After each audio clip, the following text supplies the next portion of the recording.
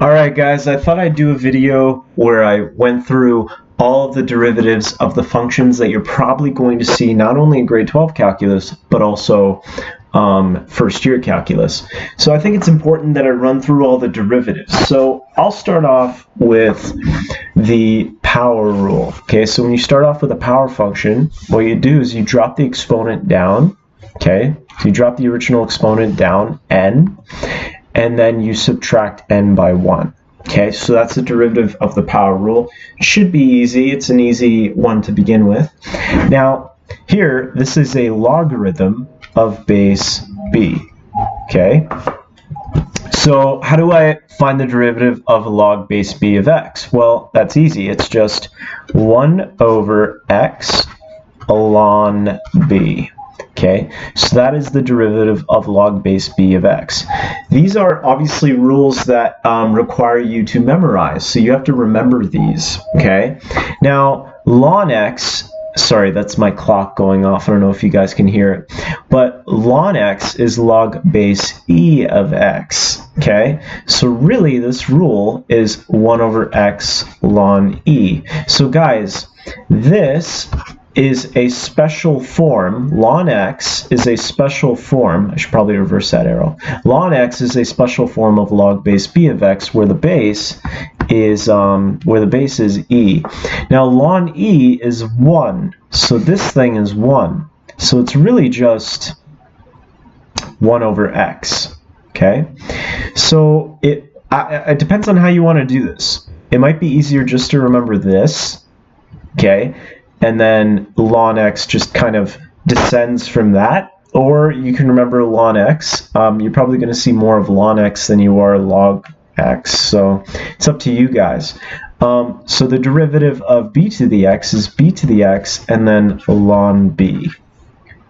In the same way, the derivative of e to the x is e to the x ln e.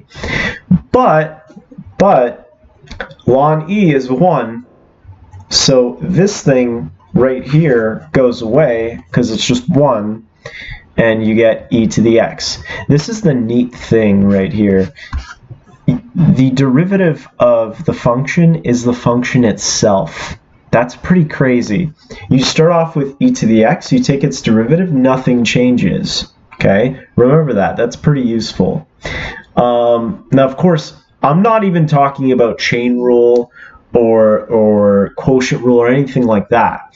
I like to consider those rules for any function, whereas these are specific rules to specific functions. Okay, you're going to be using these in a multitude of questions.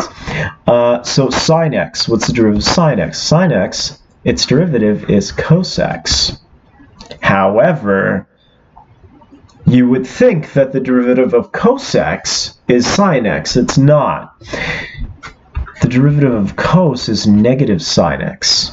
Remember that. That's kind of weird. Okay, so going from s to c, it's just straight transfer, right? Start with sine, becomes cos. But c to s, you actually have to put a negative. Okay, cos to sine, you put a negative.